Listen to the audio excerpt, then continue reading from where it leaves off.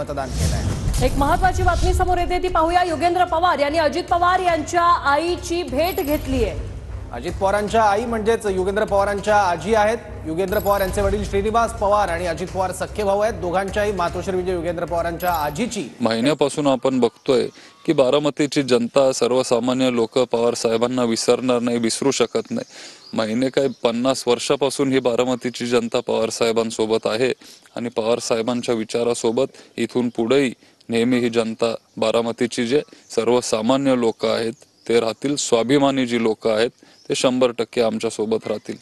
धन्यवाद। अजित, शेवटचा प्रश्न विचारतो। अजितदादा पवारांनी एक भावनिक आव्हान केलेलं होतं की लोकसभेला तुम्ही सुप्रियाताईंना विजय करून दिला, आता विधानसभेला मला निवडून द्या, तर या सर्व भावनिक साधीलाकडे बारामतीकर कसं बघतात? तसं नाहीये। जर आज एकतर त्यांचे कार्यकर्ता असे म्हणतात की आपलं लोकसभेला ताई आणि हे विधानसभेला दादा वगैरे, एकतर कुठला दादा हे तेव्हा ते बोलले नव्हते, आणि दोन म्हणजे जर तसंच करायचं होतं तर मग वहिनींना उभं कशाला केलं?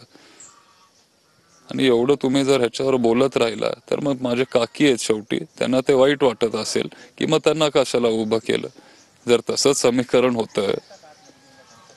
मग यंदा बारामतीकर योगेंद्र दादाच राहणार का? टीका करणं सोपं आहे, पण आम्ही